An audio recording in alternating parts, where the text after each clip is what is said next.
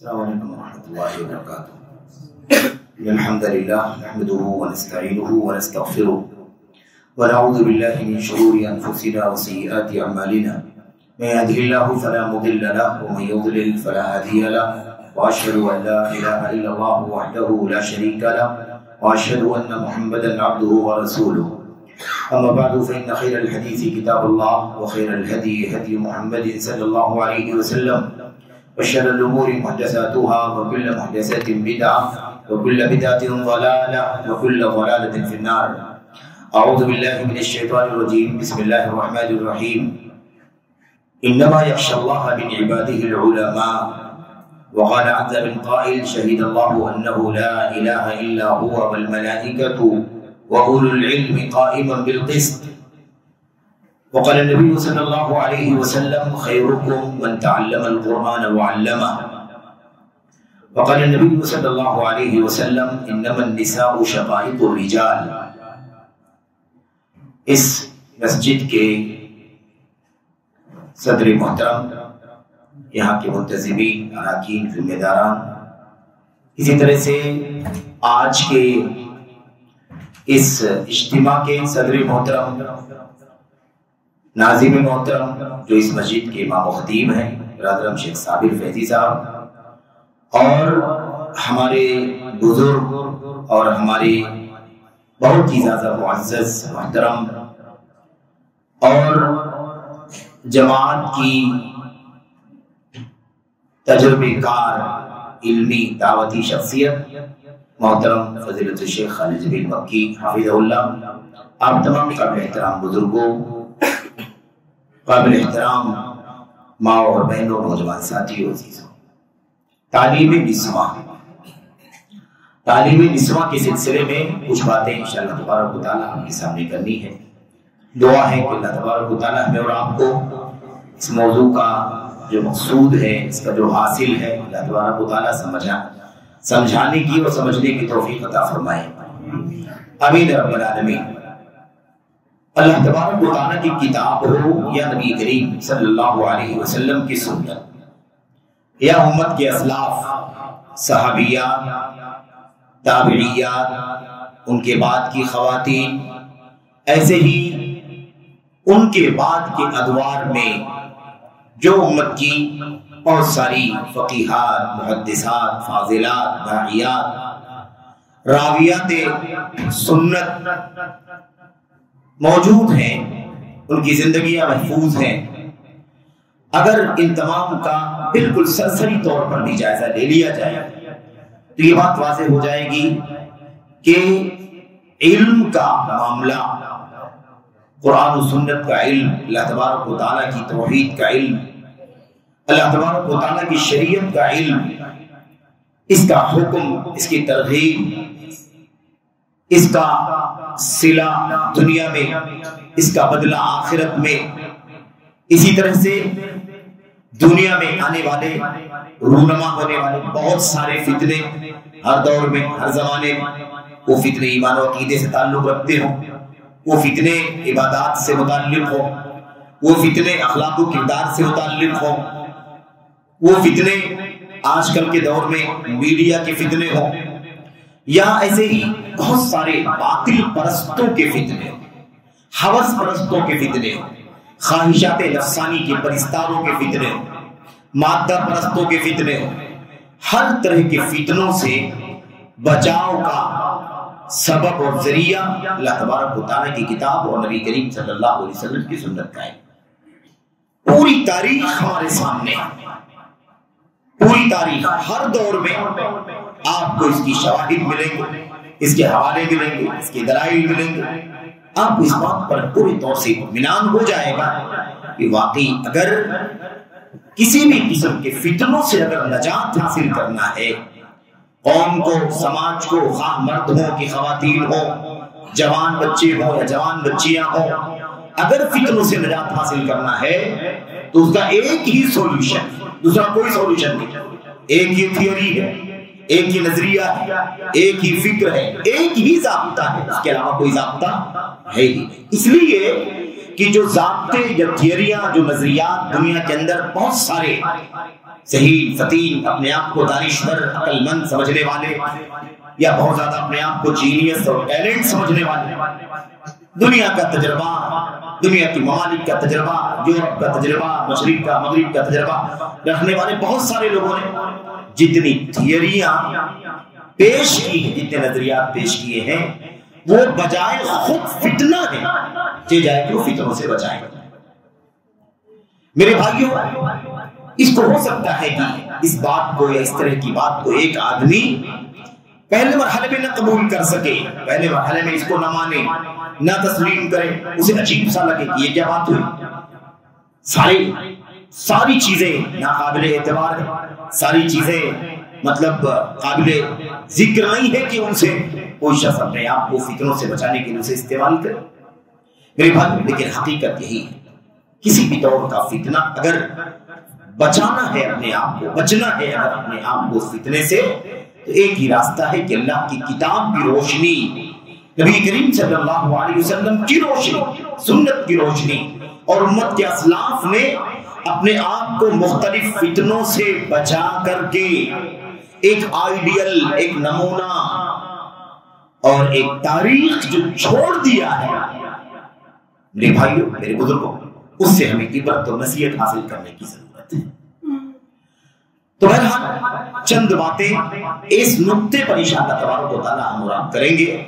خواتین کی تعلیم، مسلم بچیوں کی تعلیم، ہماری ماؤں کی، بہنوں کی، بیٹیوں کی تعلیم، شریعت کی تعلیم، انہیں دین کی تعلیم دینے کی کتنی اہمیت ہے اور اس کی کتنی ضرورت ہے، اور اگر اپنے بچوں کو، اپنی بچیوں کو خاص طور پر دین کی تعلیم سے آراستہ ہم نے نہ کیا، تو یاد رکھیں کہ جو مسائل جس سے ہم جھوج رہے ہیں، جسے ہم جھیل رہے ہیں، جس طرح کے واقعات سن کر کے ہمارے دل خون کے آنسو رو رہے ہیں، جس کی بنیاد پر ہمارے سر شرم سے جھک جا رہے ہیں، یہ واقعات، یہ نمونے کم نہیں ہوں گے، بڑھتے چلے جائیں گے۔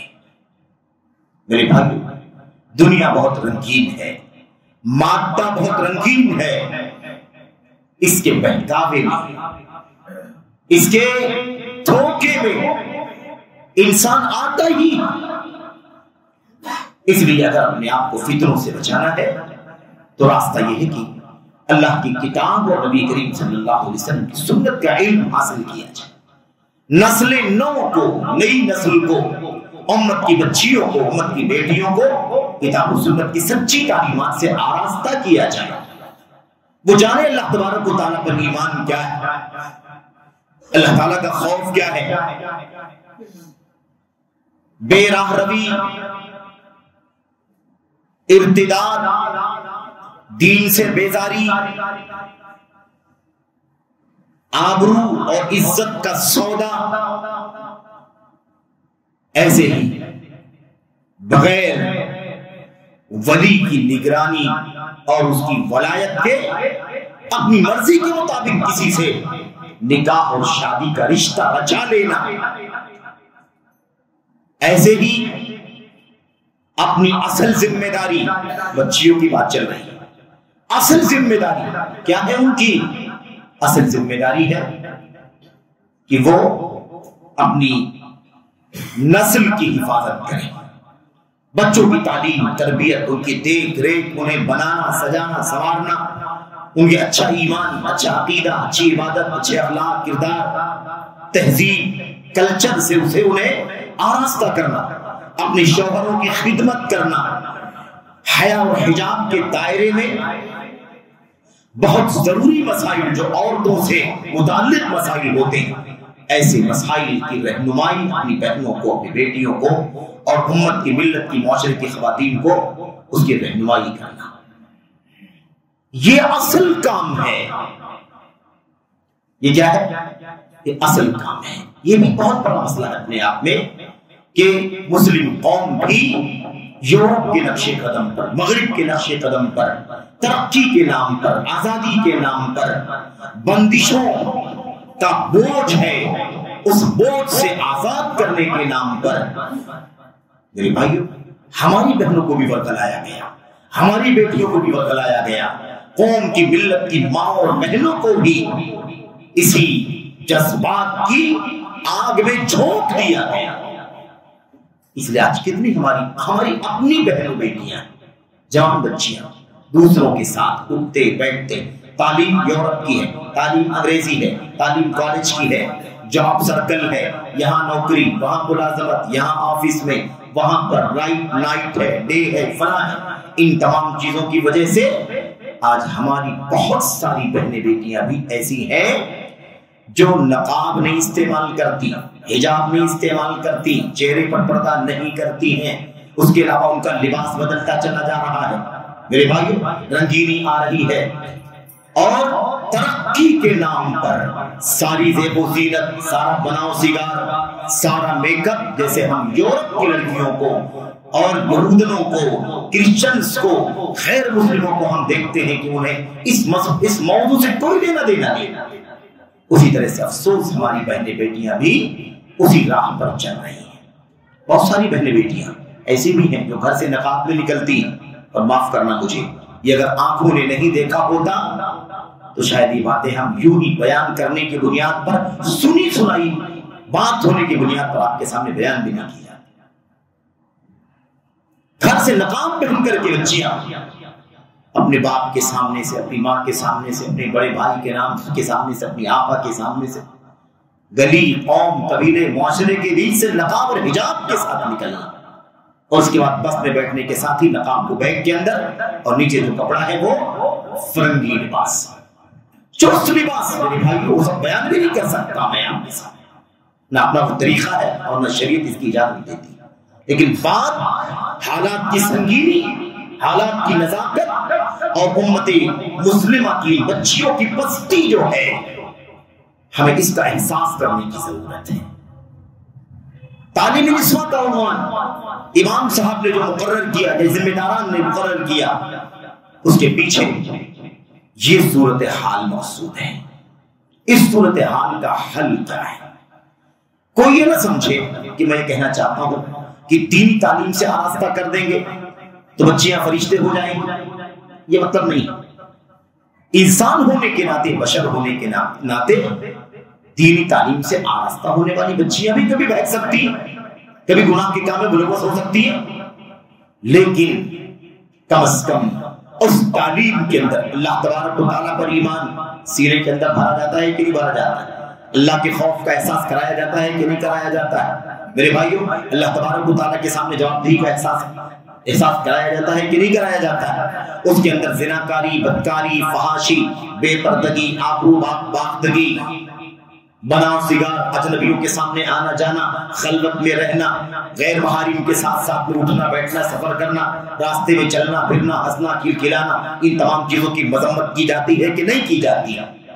نکاح کا شرعی ضابطہ بتایا جاتا ہے کہ نہیں بتایا جاتا ہے؟ بغیر ولی کے نکاح باطل ہے، باطل ہے، باطل ہے، نکاح نہیں ہے، زناکاری ہوتی ہے۔ کورٹ سے نکاح کرنے کا کوئی اعتبار نہیں شریعت کے اندر۔ کسی حرام خور مولوی 1500 روپیہ لے کر کے بغیر ولی کے نکاح پڑھانے والے نکاح کا بھی کوئی اعتبار نہیں شریعت اسلامیہ کے اندر۔ لا نکاح الا بولی، ولی کے بغیر نکاح نہیں ہے، ولی کے بغیر نکاح نہیں ہے۔ ایما امرأۃ نکحت نفسها بغیر اذن ولیها فنکاحها باطل باطل باطل۔ اللہ کے نبی علیہ السلام نے فرمایا جو عورت اپنا نکاح کر لے بغیر ولی کی اجازت کے تو اس کا نکاح باطل ہے۔ 3 مرتبہ دہرایا نبی کریم صلی اللہ علیہ وسلم نے۔ یہ سب تعلیمات ان بچیوں کو دی جائے گی کہ نہیں دی جائے گی؟ ان کے سامنے حضرات صحابیات کا، ازواج مطہرات کی سیرت کا تذکرہ ہوگا کہ نہیں ہوگا؟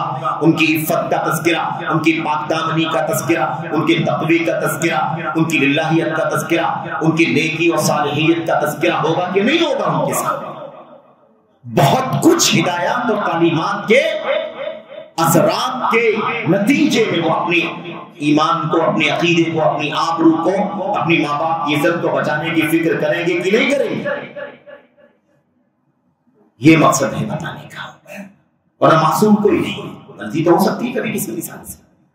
تو اصل میں بتانا یہ ہے میرے بھائیوں کہ تعلیم جو ہے بچیوں کو ہماری بہت بنیادی ذمہ داری ہے۔ ایک بات اور موٹی سمجھے، کہ بھئی ہمارا مسئلہ یہ ہے مسلمانوں کا خاص طور پر کہ ہمیں یہ تعلیم ہے اور بہت اچھی طرح سے، اور مجلس میں اگر مائیں بہنیں بھی ہیں تو خاص طور پر، اور یہ پیغام اگر پہنچ رہا ہے تو خاص طور پر ہماری مائیں بہنیں اور ہماری عزیز بیٹیاں بھی اس بات کو اچھی طرح سے ذہن و دماغ میں بٹھا لیں کہ دیکھیے آپ کا دائرہ کار، آپ کا دائرہ عمل کیا ہے، اسے آپ کو بہت اچھی طرح سے جان لینا ضروری ہے۔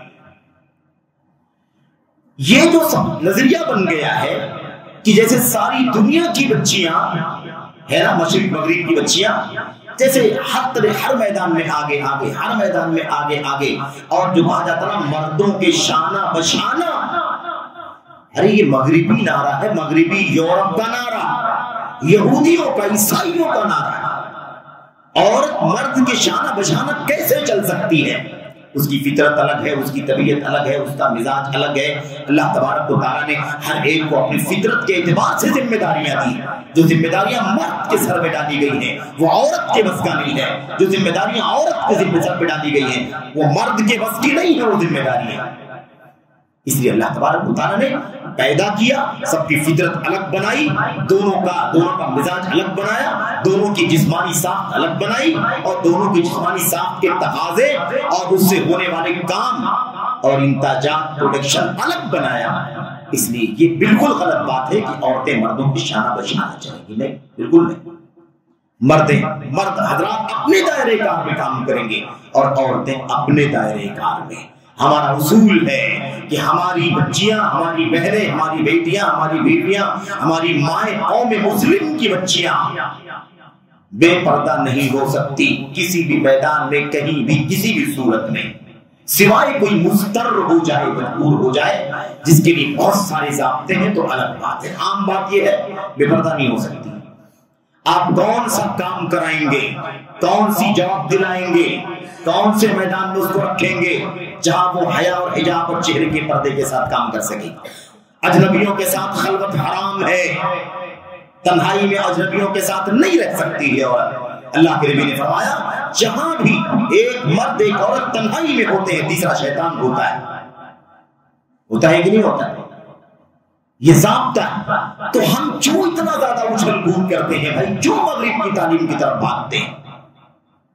مسئلہ یہ نہیں کہ آپ کے لیے حرام ہے آپ ڈاکٹر نہ بنائیں، آپ کے لیے ناجائز ہے مثال کے طور پر کہ آپ کوئی اور عصری تعلیم کی ڈگری نہ دیں، اس کو مثال کے طور پر کامرس کی تعلیم، اس کو بینکنگ کی تعلیم نہ دیں۔ تعلیم دے رہے ہیں، دیجئے۔ شریعت کے اندر عصری تعلیم کا نظام کیا ہے معلوم آپ کو؟ عصری تعلیم شریعت کے اندر جائز ہے جب تک کہ وہ اللہ کے دین سے دور کرنے والی نہ ہو، چاہے وہ میڈیکل ہو، چاہے وہ سائنس ہو، چاہے وہ انجینئرنگ ہو، چاہے وہ مثال کے طور پر کوئی انجینئرنگ کا کوئی بھی شعبہ ہو، مثال کے طور پر میرے بھائی حساب کتاب کا معاملہ ہو، اکاؤنٹنگ کا معاملہ ہو، سمجھ رہے، کوئی بھی میدان علم ہو، ضابطہ شریعت کا ہے کہ وہ جائز ہے اس وقت تک جب تک وہ اللہ کے دین سے دور نہ کرے، اللہ کی شریعت کی مخالفت کے راستے پر نہ لے جائے، حرام اور نافرمانی کے کام پر نہ لے کر کے جائے، تب تک وہ جائز ہے۔ تو ہمیں تعلیم کے ساتھ ساتھ یہ سوچنا ضروری ہے کہ ہماری بچیاں اس تعلیم کے دور میں اپنے ایمان کو، اپنی توحید کو، اپنی عبادت کو، اپنی آبرو کو کیسے بچائیں، اپنی عزت کی حفاظت کیسے کریں۔ ایسا نہ ہو کہ عقیدہ چلا جائے۔ کتنی لڑکیاں مرتد ہو رہی ہیں، غیر مسلموں کے ساتھ شادیاں رچا رہی ہیں، اپنے ایمان کا سودا کر رہی ہیں۔ صرف یہی نہیں کہ وہ زناکاری بدکاری ہے، نکاح نہیں، نکاح تو ہے ہی بھی، زناکاری بدکاری گناہ کبیرہ تو ہے ہی، لیکن غیر مسلموں کے ساتھ نکاح کرنا یہ ارتداد ہے، مرتد ہونے کا راستہ ہے، اسلام سے بے دخل ہونے کی بات ہے۔ آپ بتائیں کتنا خطرناک مسئلہ ہے۔ تو یہ فکر آخر کب کریں گے ہم؟ پھر ہم میرے بھائیوں اگر ان شریعت کی تعلیمات کی پابندی نہ کر پائیں گے تو ہم اپنی بچیوں کو ڈاکٹر بنا کر کے بے پردہ کیسے زندگی بھر رکھیں گے؟ خلوت کے ساتھ کیسے اس کا کام، کیسے اپنا کام کر سکے گی؟ کیسے کر سکے گی بتائیے؟ بچوں کی تعلیم و تربیت کیسے کرے گی وہ؟ شوہر کی خدمت کیسے کرے گی وہ؟ اپنے رب کو کیسے راضی کرے گی وہ؟ اس سارے مسائل ہے کہ نہیں مسائل ہیں؟ تو ہمیں یہ بہت زیادہ فکر کرنے کی ضرورت ہے کہ ہم اپنے بچیوں کی ایمان کی حفاظت، عقیدے کی حفاظت، آبرو کی حفاظت، دین کی حفاظت، حلال و حرام کی میرے بھائی حفاظت کیسے کریں، یہ ہماری سب سے بڑی چیز ہے۔ تو عصری تعلیم چاہے کوئی بھی میدان ہے، دینی تعلیم کے علاوہ جو دیگر علوم ہیں اس کا ضابطہ ہم نے عرض کیا کہ اس کا حکم یہ ہے کہ وہ جائز ہے جب تک کہ وہ شریعت اسلامیہ کے خلاف نہ ہو، ملحد نہ بنائے، بے دین نہ بنائے، اللہ سے دور نہ کرے، شریعت سے دور نہ کرے، شریعت کی مخالفت پر نہ آمادہ کرے، حرام نہ کرائے، منکر نہ کرائے، گناہ کے کام نہ کرائے، تب تک وہ جائز ہے۔ اس کو پڑھنے سیکھنے کے دوران بھی اور پڑھنے سیکھ لینے کے بعد عملی زندگی میں بھی، ورنہ کیا ہے اللہ سے کرے دور تو میرے بھائی اتنا خطرناک مسئلہ ہے، اللہ سے کرے دور تو تعلیم بھی فتنہ، املاک بھی، اولاد بھی، جاگیر بھی فتنہ۔ یہ اصول یاد رکھیے، قرآن میں سنت نہیں ہے، یہ کسی شاعر کا کلام ہے، لیکن قرآن کریم و سنت کی ترجمانی ہے اس کے اندر۔ کیا کہا؟ اللہ سے کرے دور تو تعلیم بھی فتنہ، املاک بھی فتنہ ہے، دولت بھی فتنہ ہے، اولاد بھی فتنہ ہے، جاگیر بھی فتنہ ہے۔ اور کیا کہا ساتھ میں میرے بھائی، بڑا عجیب و غریب ترجمانی کر گیا وہ شاعر، باطل کے لیے اٹھے تو تلوار شمشیر بھی فتنہ۔ تلوار کوئی اٹھائے باطل کے لیے، حق کے لیے نہیں، کس کے لیے؟ باطل کے لیے، تو فتنہ ہے کہ فتنہ ہے؟ وہ بھی فتنہ ہے۔ شمشیر بھی کیا، نعرہ تکبیر بھی فتنہ۔ بڑے نعرے لگ رہے کہ نہیں لگ رہے ہیں؟ آج بڑے نعرے لگ رہے ہیں، اور نعرے نہ لگاؤ تو آپ کے اسلام پر بھی شک کرتے کہ آپ مسلمان بھی ہیں کہ نہیں۔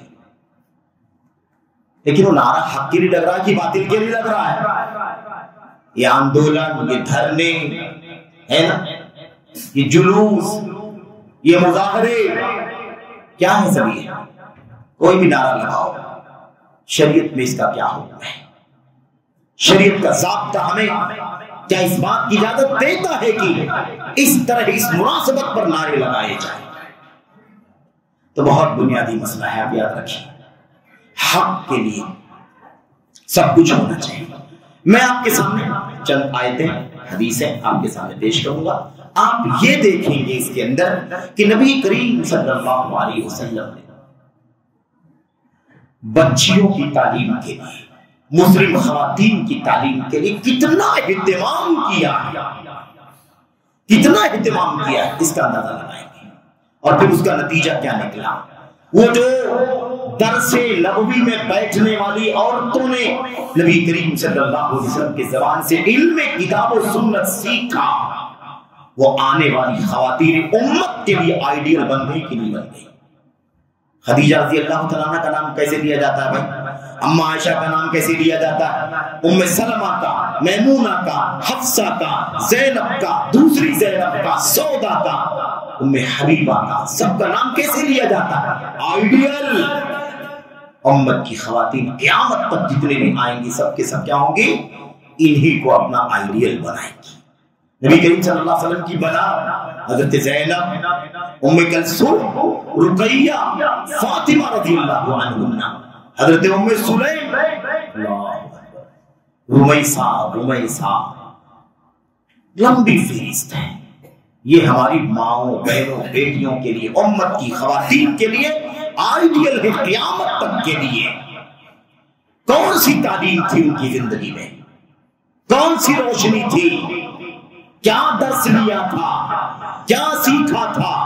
کیسے ان کا ایمان، ان کا عقیدہ، ان کی عبادت، ان کی آبرو، ان کی عزت اللہ تبارک و تعالیٰ نے آنے والی نسلوں کے لیے آئیڈیل بنا دیا۔ کیسے کیسے امتحان ہوئے بھائی، آج آبرو کے سودے ہو جاتے ہیں، عقیدے کے، ایمان کے سودے ہو جاتے ہیں۔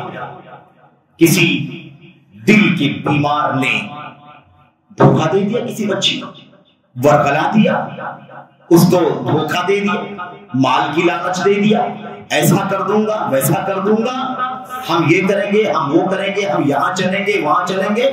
ہماری بچیاں بہہ گئی کہ نہیں بہہ گئی؟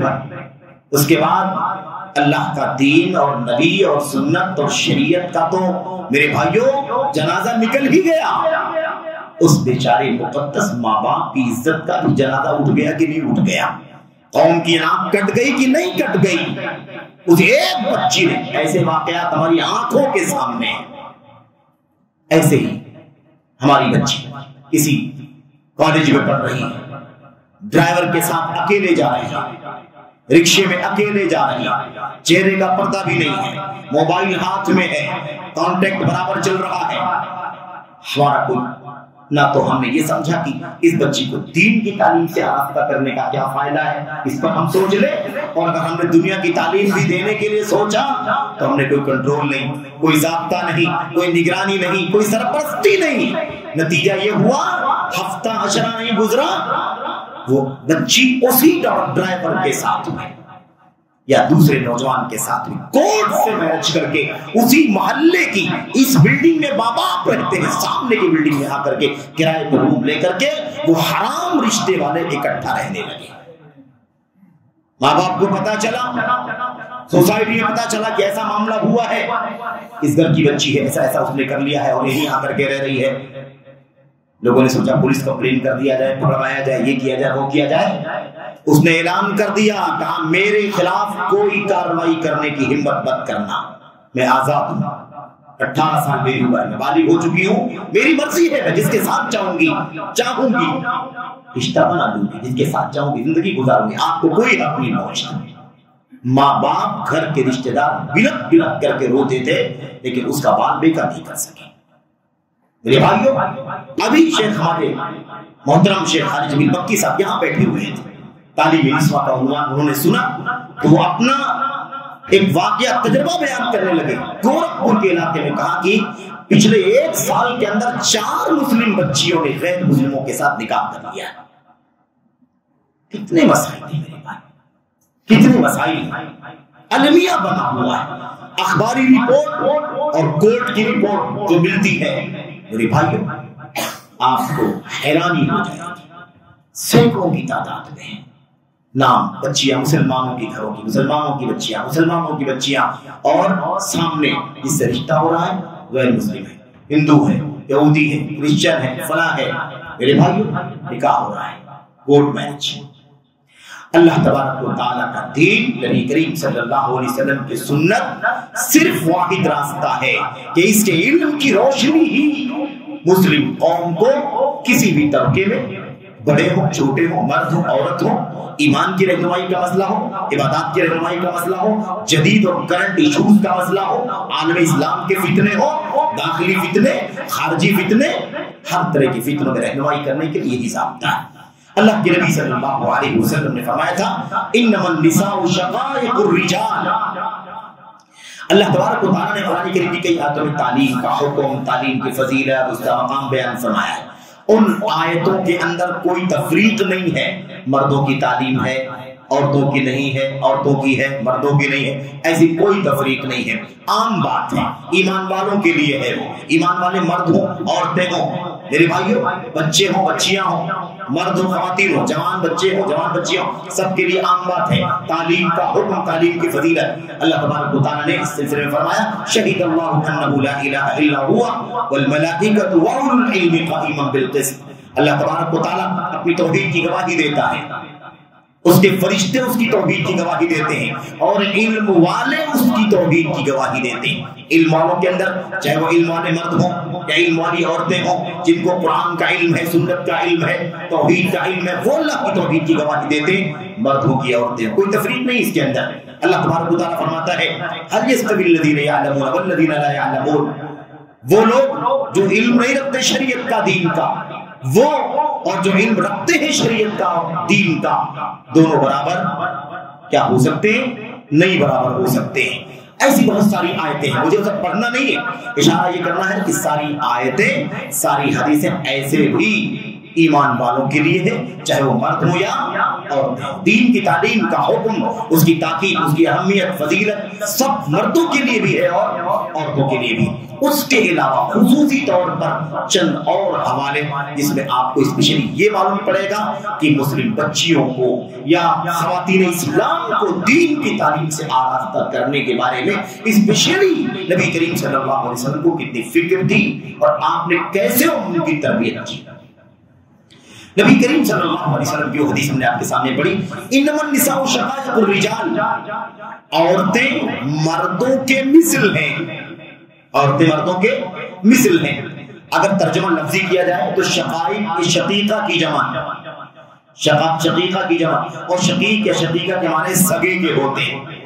اخ شقیق کہتے ہیں سگا بھائی، اخت شقیقہ سگی بہن، سمجھ رہے؟ تو انما النساء شقائق الرجال، عورتیں مردوں کی شقائق ہیں، یعنی ان کی سگی ہے۔ سگی کا مطلب جو نظام اللہ تبارک و تعالیٰ نے ان کے لیے رکھا ہے تعلیم کے حوالے سے، تربیت کے حوالے سے، وہ تربیت تعلیم کتاب و سنت کی روشنی میں مردوں کے ساتھ ساتھ عورتوں کی بھی ہونی چاہیے۔ یہ نہیں کہ مردوں کی ہو عورتوں کو چھوڑ دیا جائے، مردوں کو ایمان کی تعلیم ہو، توحید کی تعلیم ہو، سنت کی تعلیم ہو، عورتوں کو چھوڑ دیا جائے، مردوں کو عبادت سکھائی جائے، عورتوں کو نہ سکھایا جائے، مردوں کے اخلاق سکھائے جائے، عورتوں کو اخلاق نہ سکھائے جائے، مردوں کو فطروں سے آگاہ کیا جائے، عورتوں کو آگاہ نہ کیا جائے، ایسا نہیں ہے۔ شقائق ہیں، ان کو سکھانا ہے تو ان کو بھی سکھانا ہے۔ یہ بات مقصد ہے اس ٹکڑے کے آپ کے سامنے پیش کرنے کا۔ نبی کریم صلی اللہ علیہ وسلم کی ایک دو حدیثیں صرف آپ کے سامنے پیش کرتا ہوں۔ میرے بھائیوں، اللہ کے نبی صلی اللہ علیہ وسلم کے پاس خواتین آئیں، بلکہ یہ کہنے کی ایک خاتون آئیں، نمائندہ بن کر، نمائندہ ریپرزنٹیٹیو بن کر کے صحابیہ تھی وہ، اللہ کے نبی صلی اللہ علیہ وسلم کے پاس آئی اور کہنے لگی یا رسول اللہ ذهب الرجال بحدیثک، اے اللہ کے نبی صلی اللہ علیہ وسلم، مرد حضرات آپ کی ساری حدیثیں لے کے چلے گئے۔ نہیں، کیا مطلب؟ آپ کی جب مجلس ہوتی ہے، آپ بیٹھے رہتے ہیں مجلس میں، اللہ کی کلام کی آیتیں پڑھ کے سناتے ہیں، اپنی حدیثیں بیان فرماتے ہیں، تو عام طور پر مجلس میں مرد ہوتے ہیں، ہم لوگ نہیں ہوتے۔ آپ سفر میں جاتے ہیں، مرد آپ کے ساتھ میں ہوتے ہیں، آپ جنگ میں جاتے ہیں، مرد آپ کے ساتھ میں ہوتے ہیں، آپ جمعہ جماعت کے لیے جاتے ہیں تو عام طور پر مرد آپ کے ساتھ میں ہوتے ہیں۔ تو ساری حدیثیں تو مرد لے کے چلے گئے، ہمارے لیے کیا؟ اللہ کے نبی ہمارے لیے کیا ہے، ہم کیسے سیکھیں؟ اس لیے اللہ کے نبی، بہت پیاری حدیث ہے بخاری کی، اللہ کے نبی صلی اللہ علیہ وسلم سے صحابیہ نے پھر کیا کہا، فَجْعَلْ لَنَا مِن نَفْسِكَ يَوْمًا تَأْتِينَا فِيهِ تُعَلِّمُنَا مِمَّا عَلَّمَكَ اللَّهُ۔ اس لیے اللہ کے نبی صلی اللہ علیہ وسلم آپ ایک دن ہمارے لیے بھی مقرر کیجئے۔ آپ کیا کیجئے؟ ایک دن ہفتے میں آپ ہمارے لیے مقرر کیجئے جس دن آپ ہمارے پاس آئیں اور ہمیں وہ علم سکھائیں جو علم اللہ نے آپ کو سکھایا۔ جو علم اللہ نے آپ کو سکھایا وہ علم کیا کرے؟ آپ ہمیں سکھا دیں۔ نبی کریم صلی اللہ علیہ وسلم نے بلا تاخیر فوراً آپ علیہ السلام نے فرمایا ٹھیک ہے، فاجتمعنا فی یوم کذا فی مکان کذا و کذا، ٹھیک ہے بالکل، تو تم ایک کام کرو، خواتین جو ہیں وہ سب کے سب فلاں دن فلاں جگہ اکٹھا ہو جاؤ، اجتماع ہوگا۔ کیا ہے اس کے اندر؟ فاجتمعنا، اکٹھا ہو جاؤ، فلاں دن کو فلاں جگہ اکٹھا ہو جاؤ، اور میں آؤں گا، تعلیم دوں گا، تمہیں سکھاؤں گا، تمہیں اپنی حدیثیں بتلاؤں گا۔ تم نے ابھی کہا کہ مرد ساری حدیثیں سن کے چلے جاتے ہیں، ہم لوگ سن ہی نہیں پاتے، اس لیے میں آپ کو کیا کروں گا، اللہ تبارک و تعالیٰ نے مجھے جو علم دیا ہے وہ علم میں آپ تک بھی پہنچاؤں گا۔ اور ایکسپٹ ایسے ہوا، ایک دن نبی کریم صلی اللہ علیہ وسلم کے حکم کے مطابق کسی جگہ جو آپ نے فرمایا تھا اس جگہ اس تاریخ کو عورتیں جمع ہونے لگی، اور نبی کریم صلی اللہ علیہ وسلم آئے اور آپ صلی اللہ علیہ وسلم نے ان کو تعلیم دی، سکھایا بہت ساری باتیں۔ ان بہت ساری باتوں میں سے ایک بات کا اس میں ذکر بھی ہے، آپ نے اس مجلس کے اندر جو باتیں کہی تھی ان باتوں میں سے ایک بات صحابیہ نے بیان بھی کیا ہے۔ آپ علیہ السلام نے یہ فرمایا تھا، بہت ساری باتیں، نصیحتیں، تعلیم، دین کی دعوت کی اور عبادت کی، بندگی کی، اور خاص طور پر عورتوں کی اپنی ذمہ داری کی، عورتوں کی اپنی ذمہ داری، اس حوالے سے آپ نے ایک بات بیان فرمائی تھی۔ آپ نے فرمایا تھا ایما امرأۃ قدمت لنفسها ثلاثة من اولادها كن له سترا من النار. اللہ کے نبی صلی اللہ علیہ وسلم نے فرمایا تھا امت کی عورتوں، امت کی خواتین، تم میں سے جس عورت کے 3 بچوں کی موت ہو جائے، آپ نے فرمایا تم میں سے جو عورت اپنے بچوں میں سے 3 بچوں کو پہلے بھیج دے، یعنی کیا مطلب، بچپن میں ہی ان کی موت ہو جائے، موت ہو جائے، اور وہ ان کی موت پر صبر کر لے، اللہ تبارک و تعالیٰ کے سامنے جزا فضا، رونا دھونا ہے نا، غم ماتم، سینہ پیٹنا، یہ سب ساری حرکتیں نہ کرے، بلکہ اللہ کے فیصلے پر راضی ہو کر کے صبر کر لیں، تو وہ بچے کل قیامت کے دن اس کے لیے جہنم سے بچاؤ کا ذریعہ ہوں گے، جنت میں داخلے کا ذریعہ ہوں گے۔ تو اس مجلس میں ایک دوسری خاتون نے کیا کہا، اللہ کے نبی اگر کسی عورت کے 2 ہی بچوں کی موت ہو گئی ہو تو کیا اس میں فضیلت ملے گی؟ دیکھا جذبہ، یہ جذبہ آپ نے کہاں بتایا بھئی، بچوں کی موت بہت بڑے صدمے کی چیز ہے کہ نہیں چیز، اور ماں کے لیے کتنی بڑی چیز ہے، اور ایک مر جائے، دوسرا مر جائے، تیسرا مر جائے، اللہ۔ اب آپ اس طرح کے حالات میں اگر یہ تعلیم نبی کریم صلی اللہ علیہ وسلم کی نہ ہو کہ ایسا اگر کسی عورت کے ساتھ ہوا تو اللہ تبارک و تعالیٰ اس کے نتیجے میں فضیلت کتنی بڑی دے گا، تم کو جنت میں داخلہ ملے گا، جہنم سے آڑ اور پردہ مل جائے گا، رکاوٹ ہو جائے گا، تو پھر صبر کرنا کتنا مشکل ہوگا بھائی، بچوں کی موت پر بھی 3 لیکن یہ اللہ کے دین کی تعلیم ہے کہ نہیں؟ اللہ کے دین کی تعلیم، اس تعلیم کی بنیاد پر کیا ہوتا ہے، پھر وہ عورت صبر کرتی ہے، ورنہ کیا کر لے گی، ورنہ پھندا لگا کر کے پھانسی لے لے، پھانسی لگا کر کے مر جائے گی، زہر پی لے گی، ہے کہ نہیں، خودکشی کر لے، کتنے مسائل پیش آتے ہیں، کتنے ایسے واقعات، لیکن نہیں، یہ دین کی تعلیم ہے جو ایک خاتون کو بھی کیا ہے، تعلیم دیتا ہے، دین کی تعلیم سے رہنمائی ملتی ہے خاتون کو۔ بہرحال نبی کریم صلی اللہ علیہ وسلم نے فرمایا 2 بھی، یعنی اگر 2 بچوں کی بھی موت ہو گئی تو یہ فضیلت ملے گی اسے، 2 بچوں کی موت ہو گئی تب بھی اسے یہ فضیلت حاصل ہوگی، بعض روایتوں میں 1 کا بھی ذکر ہے، ٹھیک ہے، خیر یہ بات ہوگی نبی کریم صلی اللہ علیہ وسلم۔ آپ سوچئے کہ اتنا اہتمام، اسپیشلی نبی کریم صلی اللہ علیہ وسلم نے ایک دن مقرر کرنا، ایک جگہ اکٹھا ہونے کی تعلیم دینا اور ان کو جا کر کے باقاعدہ تعلیم دینا۔ یہاں ایک نقطہ مجھے بتانا ہے خاص طور پر، آج یہ بھی فتنے کی شکل اختیار کرتا جا رہا ہے، بردرز کے فتنے کے ساتھ ساتھ سسٹرز والا فتنہ بھی بہت چل رہا ہے۔ سوال یہ پیدا ہوتا ہے کہ عورتوں نے مانگ کیا تھا کہ ہماری تعلیم کا بھی انتظام ہونا چاہیے، ساری حدیث تو آپ کے مرد حضرات آپ کے ساتھ بیٹھتے سن لیتے ہیں، تو ہمارے لیے ایک دن مقرر کر دیجیے جس میں آپ آئیے، آپ ہم کو تعلیم دیجیے۔ نبی نے کہا ہاں جمع ہوگا، میں آؤں گا۔ آپ نے یہ کیوں نہیں کہا کہ جمع ہو جاؤ فلاں دن، عائشہ رضی اللہ تعالیٰ عنہا کو بھیج دوں گا تمہارے پاس؟ بات سمجھ میں آ رہی کہ نہیں آ رہی ہے؟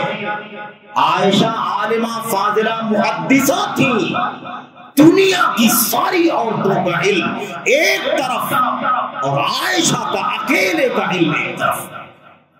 امام صاحبی رحمۃ اللہ علیہ اپنی کتاب سیر اعلام النبلاء کے اندر لکھا، لو جمعت علوم النساء، اگر ساری امت کی عورتوں کا علم اکٹھا کر دیا جائے اور صرف عائشہ رضی اللہ تعالیٰ عنہ کا علم اس کے مقابلے میں رکھ دیا جائے تو اما عائشہ کا علم ساری دنیا کی عورتوں کے علم پر بھاری ہوگا۔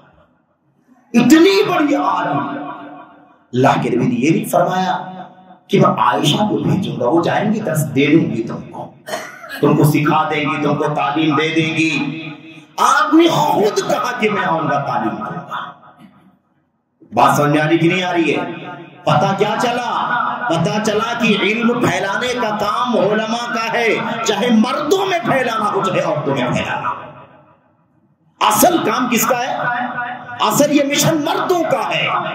پھر عورتوں کا کیا کام ہے؟ عورتوں کا کام صرف اتنا ہے کہ دین اور شریعت کی معلومات جو ان کو ملتی ہے، عقیدے، عبادات اور معاملات سب کچھ اس میں اپنی زندگی ایمان کے ساتھ، عبادت کے ساتھ گزارے، حلال کے ساتھ، اخلاق کے ساتھ گزارے۔ جو مسائل باریک ہیں، جو مسائل تنہائی کے ہیں، جو مسائل گھریلو ہیں، جو مسائل زنانہ ہیں، یعنی خواتین سے متعلق ہے نا رازدارانہ مسائل ہیں، جس کو مرد کھول کر کے نہیں بیان کر سکتا، ان مسائل کی وضاحت کر دے گی، ورنہ باقی سارا کام دعوت کا کون کرے گا؟ علماء کریں گے۔ یہ مشن ہے نبی کریم صلی اللہ علیہ وسلم کی سنت سے۔ اور دوسری بات جو ہم نے آپ کے سامنے کہی کہ صرف اور صرف باریک مسائل میں رہنمائی کریں گے، جس کا تعلق مردوں کے نہیں بلکہ عورتوں کے مسائل سے ہو۔ رسول کریم صلی اللہ علیہ وسلم کے پاس خاتون آئی، یہ روایت بھی بخاری کے اندر ہے۔ خاتون آئی، اس نے اپنی پاکی کے بارے میں سوال کیا، ماہواری کے بارے میں سوال کیا، خون جاری ہوتا ہے، اللہ کے نبی میں پاکی کیسے، کیف اتطہر، اللہ کے نبی کیسے پاکی حاصل کروں؟ نبی کریم صلی اللہ علیہ وسلم نے فرمایا کپڑے کا ہے نا یا کاٹن کا گچھا لے لو اور اس کے بعد اس سے پاکی حاصل کرو۔ ایک بار آپ نے فرمایا پاکی حاصل کر لو، اس کے ذریعے سے صفائی کر لو۔ اس خاتون کو نہیں سمجھ پا رہی تھی، اس نے کہا کیف اتطہر، اللہ کے نبی کیسے لے کے کیسے پاکی حاصل کروں؟ اب نبی کریم صلی اللہ علیہ وسلم اس بات کو ایک دم کھول کے پوری بہیائی کا ساتھ تو نہیں بیان کر سکتے تھے، اس لیے اما عائشہ آگے بڑھی اور آپ نے اس خاتون کو پکڑ کر کے کھینچا اور کنارے لے کر کے گئی، اور اس کے بعد ان کو بتایا، وضاحت کیا کہ تمہیں پاکی کیسے حاصل ہے کرنا ہے، تتبعی اثر الدم،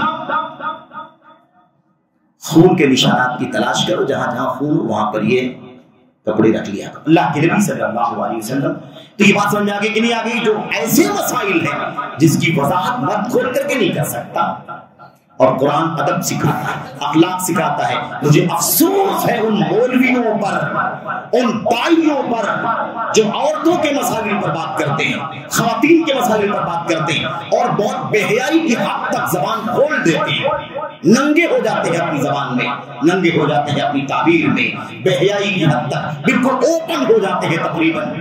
ایسے مولوی پر مجھے افسوس ہے۔ قرآن کریم ادب سکھاتا ہے، حدیث میں ادب سکھاتی ہے، سنت ادب سکھاتی ہے۔ اگر ایسے ہی کھول کھول کر کے ساری باتیں پوری بے حیائی کے ساتھ بیان کرنا ہوتا تو قرآن کریم ضرور بیان کر دیتا۔ افضا بعضکم وقد افضا بعضکم، اللہ تبارک و تعالیٰ نے کیا فرمایا؟ تم میں سے ایک دوسرے نے ایک دوسرے سے تعلق قائم کیا۔ اللہ تبارک و تعالیٰ نے وہ بات، وہ لفظ صاف لفظوں میں اس کا استعمال کیوں؟ اس لیے کہ یہ ادب، سلیقہ، بے حیائی میرے بھائیو اور اوپن زبان کے ساتھ، کچی زبان کے ساتھ اس طرح کی باتیں کرنا غلط ہے۔ اور مولویوں کی بات میں کر رہا تھا، ایسے کچھ مولوی ہیں، اللہ تبارک و تعالیٰ سمجھنے کی توفیق عطا فرمائے۔ جو موٹی باتیں ہیں، اصولی باتیں ہیں، وہ علماء بیان کر کے چلے جائیں۔ جو باریک مسائل ہیں جس میں ڈیٹیل پوچھنے کی ضرورت ہوگی خواتین کو، وہ حیا اور حجاب کے ساتھ خاموشی سے کسی سے پوچھ کر کے اپنا مسئلہ حل کرا لیں گی۔ آپ کو سارا مسئلہ ٹی وی پر نہیں حل کرنا ہے، آپ کو سارے مسئلے میڈیا کے سامنے نہیں حل کرنے، آپ کو سارے اندر باہر کے مسائل میڈیا پر بیان نہیں کرنا۔ یہ شریعت کے ساتھ کھلواڑ ہے، یہ دین کی بے عزتی ہے، سنت کے ساتھ بے عزتی کا مسئلہ چل رہا ہے میرے بھائی۔ اور جو لوگ داعی کے نام پر جہالہ پھیلے ہوئے ہیں، برادرز، ان کا کیا کہنا؟ انہوں نے تو اس کو اپنی ٹی آر پی کا ذریعہ بنا دیا ہے۔ جتنا بے حیائی کی بات کریں گے، میاں بیوی کے تعلقات، اتنا ان کو مقبولیت حاصل ہوگی، اتنا چرچا ہوگا، اتنی شہرت ملے گی، اتنا زیادہ پیسے کمائیں گے، اتنا زیادہ ایڈ ملے گا وغیرہ۔ اللہ اعلم کیا کیا وہ چاہتے ہیں ہمیں نہیں معلوم ہے۔ پاکستان کی پڑوس کی خاتون ایک ہے، بہت بڑی داعیہ ہے، لوگوں نے اس کو بہت بڑی داعیہ بنا رکھا ہے۔ وہ بھی جنسی مسائل، شہوت کے مسائل، میاں بیوی کے، میرے بھائیوں، خلوت کے تعلقات کو پوری بے حیائی کے ساتھ بیان کرتی ہے میڈیا کے۔ کیا ہے یہ سب؟ یہ دین کا کھلواڑ ہے، داعیہ نہیں ہے، یہ داعیت الفتن ہے۔ نہ جانے کس کس کو سنا رہی ہے، کون کون سن رہا، آپ کو سب کے سامنے، ساری دنیا کے سامنے مرد عورت ہے۔ میرے بھائی، شیخ صالح بن فوزان بن عبداللہ الفوزان سے پوچھا گیا کیا کوئی عورت، کوئی خاتون میڈیا پر آ کر، ٹی وی پر بیٹھ کر کے، اسکرین پر بیٹھ کر کے ایسی ویڈیو بنا کر کے اپنا دعوت کا، تعلیم کا کام کر سکتی ہے؟ یا اور دنیوی کام، کوئی کھانے پینے کی ریسیپی بتا رہا ہے، کوئی سلائی کڑھائی کے گل بتا رہا ہے، کوئی اور تعلیم دے رہا ہے، کیا عورتیں ایسا کر سکتی ہیں؟ شیخ صالح فوزان نے کہا ایسا کرنا عورت کے لیے حرام ہے۔ ایسا کرنا اس کے لیے حرام ہے. کیوں؟ اس لیے کہ اللہ تبارک و تعالیٰ کا کلام اور نبی کریم صلی اللہ علیہ وسلم کی سنت میں ایسی کوئی اجازت نہیں. ٹھیک ہے. بہرحال میں عرض کر رہا تھا، آپ دیکھیے نبی کریم صلی اللہ علیہ وسلم نے بچیوں کی تعلیم، مسلم خواتین کی تعلیم پر اتنی توجہ دی ہے. ایک اور نمونہ آپ کے سامنے حضرت رسول کریم صلی اللہ علیہ وسلم کا وہ واقعہ عید کے موقع پر، عید الفطر کے موقع پر حضرت انس بن مالک رضی اللہ تعالیٰ عنہ ساتھ میں تھے. پہلے اللہ کے نبی مردوں میں گئے، یاد ہے کہ نہیں یاد ہے؟ پہلے اللہ کے نبی مردوں میں گئے، آپ نے ان کو تعلیم دیا، آپ نے آپ نے ان کو نصیحت فرمائی، وعظ فرمایا، وذکرہم، اور آپ نے ان کو نصیحت فرمائی. اس کے بعد آپ وہاں سے نکل کر کے عورتوں میں آئے. حضرت انس چھوٹے سے تھے، ہے نا، چھوٹے سے ساتھ میں تھے اللہ کے نبی صلی اللہ علیہ وسلم کے ساتھ میں. فرماتے ہیں کہ نبی کریم صلی اللہ علیہ وسلم نے پھر ان کو بھی تعلیم دی. عورتوں کو تعلیم دینے کے لیے، سکھانے کے لیے، احکام، مسائل، حلال حرام بتانے کے لیے، صدقہ خیرات کی ترغیب دینے کے لیے، اللہ کے راہ میں مال خرچ کرنے کی شوق دلانے کے لیے آپ صلی اللہ علیہ وسلم عورتوں میں تشریف لائے. اور یہاں تک بیان کیا نبی کریم صلی اللہ علیہ وسلم نے، یہاں تک کہا اے عورتوں تمہیں چاہیے کہ اللہ کی راہ میں صدقہ کرو، اللہ کی راہ میں صدقہ کرو. اگر کچھ نہیں ہے تو اپنے استعمال کے زیورات کو بھی صدقے میں دے دو. کہتے ہیں اتنا کہنا تھا کہ نبی کریم صلی اللہ علیہ وسلم کا کہ کوئی اپنی کان کی بالی نکال کر کے تھیلے میں ڈال رہی ہے، رومال میں ڈال رہی ہے، کوئی اپنے ناک کا زیور، کوئی اپنے پازیب ڈال رہی ہے، کوئی اپنے ہار ڈال رہی ہے، کوئی اپنے کنگن ڈال رہی ہے. نبی کریم صلی اللہ علیہ وسلم اس طرح سے مردوں کو بھی تعلیم دی ہے اور عورتوں کو بھی سکھانے اور تعلیم دینے کے لیے آپ تشریف لے کر کے گئے تھے. ایک اور مثال میں آپ کو بتاؤں، اللہ کے نبی علیہ السلام کی یہ بات تو بڑی عظیم الشان ہے. یہ دیکھیے کہ اسلام کے اندر بچیوں اور عورتوں کی تعلیم پر کتنا توجہ دی ہے نبی کریم صلی اللہ علیہ وسلم نے. آپ کو یاد ہے حضرت سہل بن سعد الساعدی رضی اللہ عنہ کا واقعہ؟ سہل بن سعد لمبا واقعہ ہے نا. اللہ کے نبی صلی اللہ علیہ وسلم کے پاس ایک خاتون آئی تھی، اس نے کہا تھا اللہ کے نبی میں آپ کو اپنے آپ کو آپ کے حوالے کر رہی ہوں، میں آپ کو اپنے آپ کو تحفے میں دے رہی ہوں، ہبہ کر رہی ہوں، آپ مجھے اپنے نکاح میں لے لیجیے، اپنی بیوی اپنی زوجہ بنا لیجیے. نبی کریم صلی اللہ علیہ وسلم نے رغبت نہیں ظاہر کی، آپ نے اس سے نکاح کرنے کی چاہت نہیں ظاہر کی. وہ عورت کھڑی رہی تھوڑی دیر تک یا دیر تک کھڑی رہی. اتنے میں مجلس میں ایک نوجوان صحابی تھے، انہوں نے کہا اللہ کے نبی علیہ السلام زوجنیھا ان لم تکن لک بھا حاجہ، اللہ کے نبی اگر آپ کو اس خاتون سے نکاح کرنے کی رغبت نہیں ہے، حاجت نہیں ہے، تو میرا نکاح کر دیجیے. میں نوجوان ہوں، مجھے بھی عزت و آبرو کی حفاظت کرنی ہے، مجھے بھی حرام سے بچنا ہے، مجھے بھی باہر بے حیائی فحاشی سے اپنے آپ کو بچانا ہے. یہ عورت بھی نکاح کی رغبت رکھتی ہے، مجھے بھی نکاح کی رغبت، اگر آپ کو رغبت نہیں نکاح کی تو میرا نکاح کر دیجیے. نبی کریم صلی اللہ علیہ وسلم نے کیا کیا؟ فوراً آپ نے کوئی ٹرم نہیں، کوئی کنڈیشن نہیں، تمہارے پاس دولت کتنی ہے، تمہارے پاس ڈگری کتنی زیادہ ہے، تمہاری برادری کون سی ہے، تمہارا معاملہ کیا ہے، آپ نے کچھ نہیں پوچھا. آپ نے ایک ہی لفظ میں سوال کیا، آپ نے فرمایا مہر میں دینے کے لیے کچھ ہے تمہارے پاس؟ کیونکہ مہر ہی ایک کام کیا ہے، نکاح سے پہلے طے کرنا ضروری ہے کہ نکاح میں مہر دینے کے لیے کچھ ہے یا نہیں ہے. اور دوسری چیز کیا ہے، نکاح ہو جانے کے بعد ولیمہ ہے نا، ٹھیک ہے، خلوت ہو جانے کے بعد ولیمہ، دو ہی خرچے. اللہ کے نبی صلی اللہ علیہ وسلم نے کہا کہ مہر میں دینے کے لیے کچھ ہے؟ واقعہ لمبا ہے. انہوں نے کہا کچھ نہیں ہے. کہا جاؤ تلاش کرو، کچھ نہیں ملتا ہے تو لوہے کی انگوٹھی مل جائے، لوہے کی بھی مل جائے انگوٹھی تو لے آؤ. وہ گئے تلاش کیا، نہیں ملا. کہا تب کہا اللہ کے نبی یہ چادر جو میں اوڑھے ہوئی ہوں یہ چادر میرے پاس ہے. اللہ کے نبی نے فرمایا چادر سے تو کچھ نہیں ہوگا، ایک چادر ہے، تم اس کو دے دو گے تو تم کیا اوڑھو گے، کام میں تو نہیں آنے والی دونوں کے. بہرحال لیکن اللہ کے نبی صلی اللہ علیہ وسلم نے ایک فطری ضرورت کو جس سے عزت بچے گی، آبرو بچے گی، زناکاری کا خاتمہ ہوگا، بدکاری کا خاتمہ ہوگا، سماج کے اندر اخلاق پھیلے گا، سماج کے اندر اچھی تہذیب عام ہوگی، سماج کے اندر عزت و آبرو کا ماحول بنے گا. اللہ کے نبی صلی اللہ علیہ وسلم نے پھر بھی اس نکاح کو ڈیلے نہیں کیا. آپ نے اس کا حل نکالا اور آپ نے فرمایا اچھا ٹھیک ہے کچھ نہیں ہے مہر میں دینے کے لیے، تو یہ بتاؤ کہ کیا تم کو کچھ قرآن یاد ہے؟ تو انہوں نے کہا یاد ہے. کہا کیا یاد ہے؟ بتایا سورت کذا و کذا، فلاں فلاں فلاں فلاں سورت یاد ہے. اللہ کے نبی وہاں اصل بات آگے جو بتانا چاہتا ہوں، جس کو علماء نے لکھا ہے، کہا اللہ کے نبی علیہ السلام کی یہاں آپ کی سنت میں عورتوں کی تعلیم کا اہتمام اتنا تھا کہ آپ نے عورت کی تعلیم کو مہر کی جگہ پر بنا دیا۔ آپ نے فرمایا ٹھیک ہے تمہارے پاس کچھ نہیں مہر میں دینے کے لیے، تو جو صورتیں تم کو یاد ہے وہ صورتوں کی تعلیم دے دینا اپنی ہونے والی بیوی کو، اور اسی کو میں مہر بنا کر کے تمہارا نکاح کر دیتا ہوں۔ اور ہم نے اس کو بیان کیا ہے کہ اللہ کے نبی صلی اللہ علیہ وسلم کے یہاں عورتوں کی تعلیم کا اہتمام اتنا تھا کہ آپ نے عورت کی تعلیم کو مہر کا درجہ دے دیا۔ کوئی بات نہیں، تعلیم دے دو، اسے مہر کے درجے میں قبول کر لیا جائے۔ اور پھر اس کے بعد انہوں نے کیا کیا، اپنے ہونے والی بیوی کو ساری صورتیں جو ان کو یاد تھی اس کی تعلیم دے دی۔ تو پتہ چلا کہ عورتوں کی تعلیم کا اہتمام اللہ تبارک و تعالیٰ کے دین کے اندر بہت زیادہ۔ یہ تو چند شواہد ہو گئے، اس کے علاوہ پوری سیرت دیکھو، آپ کو پوری تاریخ کے اندر کتنی بڑی بڑی فقیہات ملیں گی، کتنی بڑی بڑی محدثات ملیں گی، کتنی ساری راویات حدیث آپ کو ملیں گی جنہوں نے اسلام کو روایت کیا ہے، اللہ تبارک و تعالیٰ کے، اللہ کی نبی صلی اللہ علیہ وسلم کی سنت کو روایت کیا ہے، احادیث کو روایت کیا ہے۔ وہ سارا کا سارا علم ان صحابیات کے پاس تھا کہ نہیں تھا، ان تابعیات کے پاس تھا یا نہیں تھا، علم حاصل کرنے والی تھی۔ اسی لیے تو آئیڈیل بنا دی گئی، اسی لیے آئیڈیل بنا دی گئی۔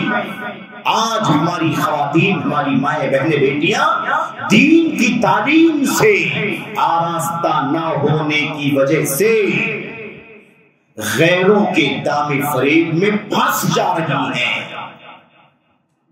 اور ہم نے اشارہ شروع میں حالات پر تبصرہ شروع میں کر دیا ہے۔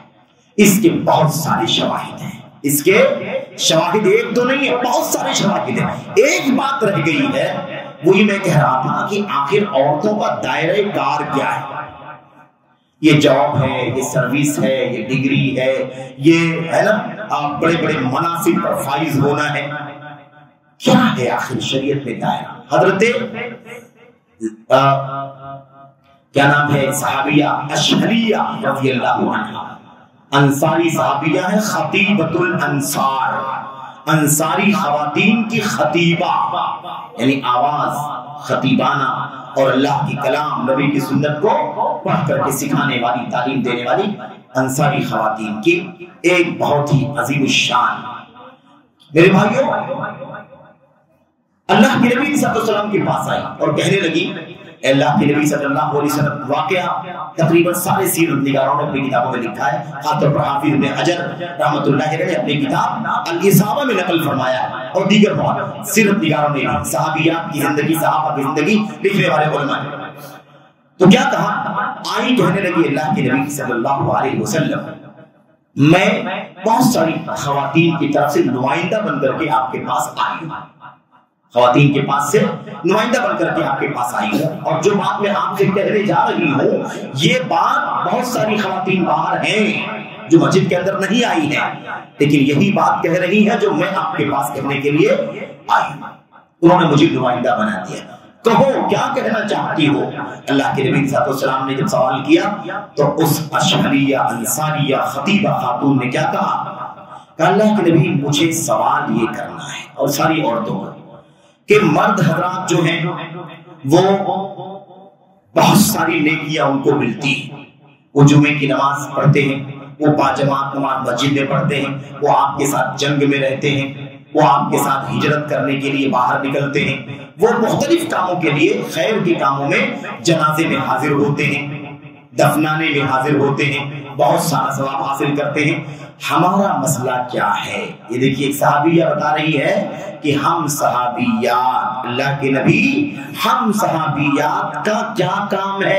ہمارا کام یہ ہے، ہم تو اپنے ہی کام کرتی ہیں، یہ جو ساری فضیلت کی چیزیں مردوں کو ملتی ہیں ہم کو نہیں ملتی، کیونکہ ہم لوگ اپنے کام میں لگے ہیں۔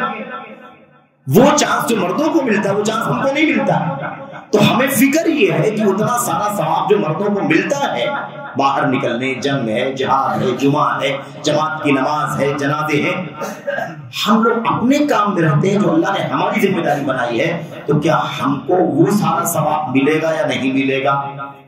اگر نہیں ملے گا تو ہم بھی جائیں گے جنازے میں، اگر ہم کو ثواب نہیں ملے گا تو ہم کو بھی لے چلیے جہاد کے اندر، ہم بھی اپنی کوشش کریں گے، جو ہمارے بس کرے گا ہم بھی کریں گے۔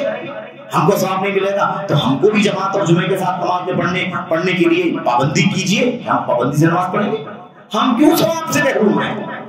تو اس وقت جو ہے جو بات انہوں نے کہی تھی وہ 3-4 باتیں تھی۔ کیا ہماری حالت ہے؟ انہوں نے فرمایا تھا کہ نحن معشر النساء، ہم عورتوں کی جماعت کا جو مسئلہ ہے، ہمارا دائرے کار کیا ہے؟ کہا ہمارا مسئلہ اللہ کے نبی یہ ہے کہ ہم اپنے گھروں میں رہتی ہیں۔ نمبر 1 کیا کہا تھا؟ قواعد البیوت، اپنے گھروں میں بیٹھی رہتی ہیں، گھروں سے باہر نہیں نکلتی۔ نمبر 2 کیا کہا تھا؟ مخدرات باحجاب پردے میں اور گھونگھٹ میں رہتی ہے، یعنی کبھی ہمارے چہرے سے پردہ بھی نہیں ہٹتا ہے۔ نمبر 3 کیا کہا تھا؟ مرد ہم سے تعلقات قائم کرتے ہیں، یہ ہماری ذمہ داری ہے۔ میاں بیوی کو جو تعلقات ہوتے ہیں وہ تعلقات ہم کرتے ہیں۔ نمبر 4 حاملات و اولادہم، ان کے بچوں کو حمل میں رکھتے ہیں، اور جب بچہ پیدا ہوتا ہے تو ہم ان کی تربیت کرتی ہے، دیکھتی ہے۔ یہی 4-5 چیزوں کا نام لیا تھا کس نے؟ انصاری خاتون نے، لیکن اپنے بارے میں اکیلے نہیں بتایا تھا، کس کے بارے میں بتایا تھا؟ بہت ساری انصاری خواتین ہیں جو یہ پیغام آپ کے پاس مجھے پہنچانے کے لیے انہوں نے کہا ہے۔ اب اس حدیث سے کیا معلوم پڑا؟ اس سے معلوم پڑا کہ عورتوں کا اصل دائرہ کار کیا، ان کی ذمہ داری کیا ہے؟ ان کی ذمہ داری اصل یہ کہ بلا ضرورت گھر سے باہر جائیں۔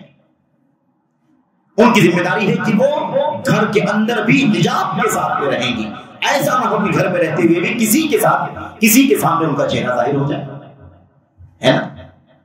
سب رشتہ داروں کے سامنے تو چہرے نہیں ظاہر ہو سکتے بھئی، جو چہرے جن کے لیے چہرہ کھولنا جائز ہے انہی کے لیے جائز ہے، بقیہ سب اب ہماری تہذیب کی گندگی ہے، ہماری کلچر کی برائی ہے، ہماری پستی ہے۔ کیا کہا جائے کہ ہمارے ہاں نہ کھلیرے بھائی کی کوئی پرواہ ہے، نہ ممیرے بھائی کی کوئی پرواہ ہے، نہ چچیرے بھائی کی کوئی پرواہ ہے، سب ساتھ میں اٹھنا بیٹھنا آنا جانا، کوئی حیا نہیں، کوئی حجاب نہیں، اور بس اوقات اس میں بھی شیطان داخل ہو کر کے غلط کروا دیتا ہے، تب ہماری آنکھیں کھلتی ہیں۔ اس ہمارے سماج کا کلچر، ہمارے سماج اور کلچر کی برائی ہے کہ نہیں برائی؟ میرے بتاؤ آخر کہاں ہے دین کی تعلیم، کہاں ہے سنت، کہاں ہے قرآن، کہاں ہے اللہ تبارک و تعالیٰ کے میرے بھائیوں اور صحابہ اور صحابیات کا آئیڈیل جو ہم سب کے لیے قیامت تک آنے والی نسلوں کے لیے نمونہ بنا دیا گیا ہے، کہاں ہے؟ تو یہ بات، اور پھر اس کے بعد عورتوں کے اصل دائرے کار ہے ان کی زندگی شادی کے بعد شوہروں کے ساتھ، شوہروں کے تعلقات، شوہروں کی خدمت، شوہروں کی اطاعت، اور اس کے بعد بچوں کی پیدائش، بچوں کی پرورش، اور اس کے بعد ان کو ایمان سے، عبادت سے، اعمال سے، اخلاق سے آراستہ کر کے امت کے سامنے ایک بہت بڑا داعی، بہت بڑا مبلغ، بہت بڑا امام بنا کر کے پیش کرنا، یہ عورتوں کی ذمہ داری ہے۔ انس بن مالک رضی اللہ تعالیٰ عنہ کی والدہ ام سلیم، جانتے ہیں کہ نہیں جانتے ہیں؟ ام سلیم بہت بڑا نام ہے، ہمیں لمبی بات نہیں کرنی، تو 2-4 منٹ سے انشاءاللہ ختم کریں۔ کیا ہے ام سلیم رضی اللہ عنہ؟ حضرت انس بن مالک خود بیان کرتے ہیں، اللہ اکبر، انس بن مالک کے والد کی وفات ہو گئی، یعنی ام سلیم کی شوہر کی وفات ہو گئی، انہوں نے نکاح نہیں کیا، اپنے بچے کی پرورش اور دیکھ ریکھ میں لگی رہی۔ اللہ کے نبی کی خدمت میں جب وہ 10 سال کے ہوئے تو اللہ کی خدمت کے نبی کی خدمت میں لے جا کر کے دے دیا، اے اللہ کے نبی یہ انس ہے میرا بچہ، میں چاہتا ہوں یہ آپ کا خادم بنا رہے۔ 10 سال تک خدمت کرتے رہے، چھوٹی عمر میں لے جا کر کے پہنچا دیا، کرتے رہے۔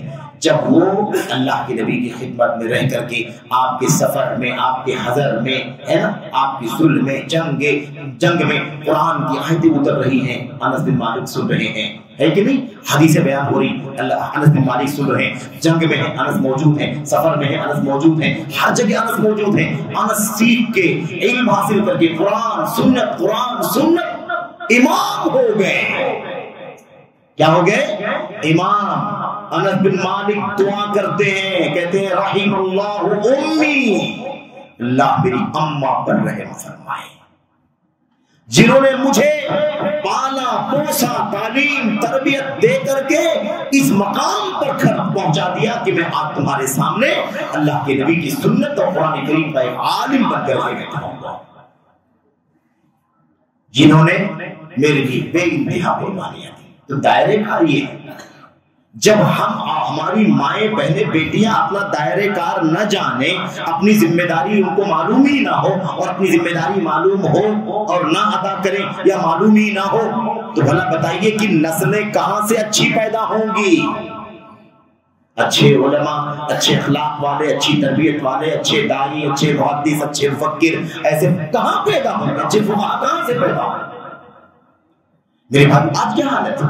آج حالت یہ ہے کہ عورتوں کو کہاں لگا رکھا، عورتوں کو ایڈورٹائزمنٹ میں لگا رکھا، اشتہار میں لگا رکھا ہے، پبلسٹی میں لگا رکھا ہے، اس آفس میں کلرک ہے، وہاں پر ایئر ہوسٹس ہے، وہاں پر کمپنی کے اندر مطلب چیف ہے یا چیف سے کم تر ہے، وہاں پر وہ میرے بھائیوں مختلف میدانوں میں کام کر رہا ہے، آفس میں، دکانوں میں، مکانوں میں، کاروبار میں، یہاں مختلف کاموں میں لگی ہوئی ہے ہماری۔ تو اصل کردار ہی غائب ہے ان کا، اصل رول ہی کیا ہے میرے بھائیوں؟ غائب ہے۔ اس نسل کو، خواتین بہنوں بیٹیوں کو جب تک ہم صحیح دین کی تعلیم سے آراستہ نہیں کریں گے، انہیں ڈاکٹر انجینئر نہیں، انہیں عالمہ فاضلہ بناؤ، انہیں سنت کا علم سکھاؤ، انہیں قرآن کا علم سکھاؤ، وہ سب بعد میں بناؤ۔ ڈاکٹر بنانا بنائیے، اگر اسلام کی زندگی گزار سکتی ہے تو بنائیے، ورنہ ایسا مت کیجیے کہ ہم نے بنا دیا، پڑھا دیا، لکھا دیا، اب لائف ٹائم چہرہ کھول کے رہنا ہے، لائف ٹائم تنہائی غیر محرموں کے ساتھ زندگی گزارنی ہے، اس کے ساتھ بات، اس کے ساتھ زندگی پر گناہ ملے گا کہ نہیں ملے گا بتائیے؟ عمر بھر۔ لیکن چونکہ جائز ہے اصلی تعلیم، اس لیے کوئی منع نہیں کرتا، لیکن اس سے پہلے ہمیں کیا کرنا ہے؟ دین کی تعلیم سے آراستہ کرنا ہے، اسلامی تعلیمات۔ آپ کو یاد ہوگا حضرت اماں عائشہ صدیقہ رضی اللہ تعالیٰ عنہا نے تعریف کی ہے ان انصاری خواتین کی جو علم حاصل کرنے میں، دین کا علم حاصل کرنے میں ایک ذرہ ان کو نہ کوئی شرم تھا، نہ کسی بھی طرح کی انہیں جھجک تھی۔ صحیح بخاری میں کہتی ہے نعم النساء نساء الانصار، کتنی اچھی ہے انصار کی خواتین، انصار کی خواتین کتنی اچھی، واہ کیا اچھی خواتین ہیں انصار کی۔ کیوں؟ لم یمنعہن الحیاء ان یتفقہن فی الدین، حیا نے، شرم نے انہیں اس بات سے نہیں روکا کہ وہ دین کی فقہ اور دین کا علم حاصل کریں۔ دین کا علم حاصل کرنے میں انہیں کوئی، سیکھو، علماء سے پوچھو، مشائخ سے پوچھو، محدثین سے پوچھو، فلاں صحابی سے پوچھو، فلاں انصاری سے پوچھو، اللہ کے نبی علیہ الصلوۃ والسلام سے مسئلہ پوچھو، ہے کہ نہیں؟ یہ ان کا طریقہ تھا۔ اور میں آپ کو بتاؤں، جب اللہ تبارک و تعالیٰ کے دین کا علم ہوگا، آخری بات ہے، بالکل آخری بات، جب اللہ تبارک و تعالیٰ کے دین کا علم ہوگا، اللہ کا خوف پیدا ہوگا۔ اللہ کا خوف ہی علم ہے، اللہ کا خوف ہی علم ہے۔ انما یخشی اللہ من عبادہ العلماء، یقیناً اللہ تبارک و تعالیٰ سے سچ مچ اللہ کے علماء بندے ڈرتے ہیں۔ کون سے بندے ڈرتے ہیں؟ جو علماء بندے ہیں، سچ مچ اللہ سے ڈرنے والے وہی ہے۔ امام احمد بن حنبل سے پوچھا گیا تھا علم کیا ہے؟ ما هو العلم؟ علم کیا ہے؟ تو کہا العلم خشیت اللہ تعالی، علم اللہ کی خشیت کا نام ہے، اللہ کے ڈر کا نام ہے۔ اچھا تو بتانا میں یہ چاہتا تھا کہ آپ یاد کریں اس واقعے کو، حدیث رسول جو لمبی سی حدیث ہے اس میں ایک ٹکڑا یاد ہے نا، وہ غار والوں کا واقعہ۔ اس کے اندر ایک شخص تھا، اس نے بھی دعا کی تھی اللہ سے، دعا کی تھی کہ نہیں کی تھی؟ اس نے گناہ چھوڑنے کا، اللہ کے ڈر کے مارے ایک گناہ چھوڑ دیا تھا اس نیکی کا. گناہ ایسے نیکی کرنا نیکی ہے، ایسے گناہ چھوڑ دینا بھی کیا ہے؟ نیکی. اس نے حوالہ دیا، اس نے کہا اللہ واقعہ پیش آیا تھا، وہ چچا زاد بہن تھی اور میں اس سے بدکاری کرنا چاہتا تھا، کئی بار چاہا، لیکن اس نے کبھی بدکاری کرنے کی پر رضامندی کا اظہار نہیں کیا. لیکن قحط سالی کا ٹائم آ گیا، پانی کم ہو گیا، بارش رک گئی، مجبور ہو گئی، اس کو کھانے کے لیے دانے دانے کی محتاجگی ہو گئی. اس موقع پر اس نے مانگ کیا کہ مجھے قرض دے دو 100 دینار. کیا کرو؟ 100 دینار قرض دے دو. کہتے ہیں میں نے موقع غنیمت سمجھا، میں نے کہا اچھی بات ہے، یہ اچھا موقع ہے، اب تو مجبور ہے یہ. اس کی مجبوری سے فائدہ اٹھا کر کے بدکاری کر لوں گا میں، سب کچھ ہو گیا. اس نے کہا شرط یہ ہے تمہاری مدد کرنے کی، 100 دینار دوں گا میں، لیکن شرط یہ ہے کہ میں تمہارے ساتھ بدکاری کروں گا. استغفر اللہ. کیا ہوا بھائی؟ راضی ہو گئی پیٹ کے لیے، وہ نوبت بھی آ گئی. لیکن جب بدکاری کرنے کا وہ آخری نقطہ آیا، آخری ٹائم آیا، تو اس بچی نے کیا کہا تھا؟ اسی کا حوالہ دیا اس نوجوان نے. اس بچی نے کہا اتق اللہ ولا تفضل خاتم الا بحقہ. اللہ کے بندے ڈر اللہ تبارک و تعالیٰ سے، یہ جو تو کرنے جا رہا ہے یہ حرام کرنے جا رہا ہے. مہر کو ناحق مت توڑ. کیا کہا تھا خاتون نے؟ مہر کو ناحق مت توڑ. یہ ناحق توڑنے جا رہا ہے، حق نہیں ہے تیرا، بدکاری کرنے جا رہا ہے. کس چیز نے اس عورت سے یہ کہلوایا تھا؟ کون سی چیز تھی بتاؤ بھائی؟ یورپ کی تعلیم تھی، مغرب کا کلچر تھا، انگریزی، میڈیکل سائنس، جغرافی اور انجینئرنگ، طب، اکاؤنٹنگ. کیا تھا وہ؟ کون سا علم تھا جس نے اسے اس بات پر آمادہ کیا کہ وہ اتنی مجبوری کے وقت میں بھی یہ بات کہنے کے لیے اور کہہ کر کے پورا منظر بدل دیا. ڈر اللہ تبارک و تعالیٰ سے، یہ ناحق تو کرنے جا رہا ہے. اس نے اپنی آبرو کو بچانے کے لیے اللہ کا ڈر، اللہ کے تقوی، اللہ کی خشیت کا حوالہ دیا یا نہیں دیا؟ یہ کہاں سے پیدا ہوگا مجھے بتاؤ ذرا. یہ پیدا ہوگا دین سے، قرآن سے، سنت سے، صحابہ کی زندگی سے، صحابیات کی سیرت سے جذبہ پیدا ہوگا.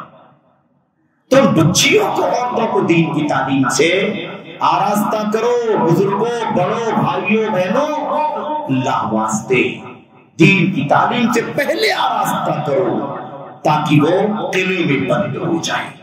اسلام کا قلعہ، قرآن کا قلعہ، سنت کا قلعہ انہیں سیف کر دے.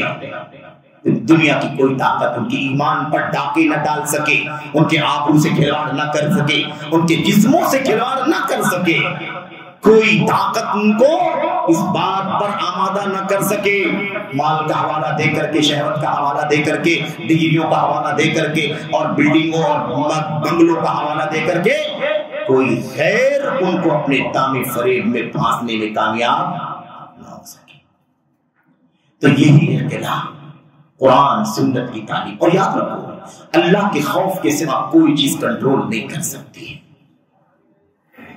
کوئی چیز کنٹرول کرنے والی ہے ہی نہیں اللہ کے خوف کے سوا.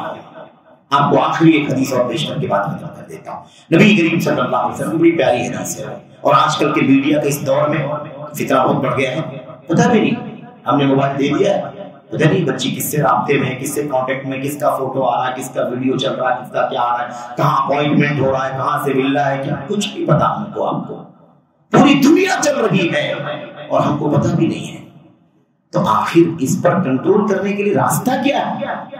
آپ ہو، میں ہوں، فلاں ہو، فلاں ہو، دنیا کی کوئی طاقت کسی بچے بچی کے ساتھ 24 گھنٹہ تو رہ کر کے اس کی موبائل پر میرے بھائیوں پہرا تو نہیں لگا سکتا ہے. ایک ہی پہرا کام آئے گا، وہ پہرا ہے اللہ کے دین کا علم اور اللہ تبارک و تعالیٰ کا خوف.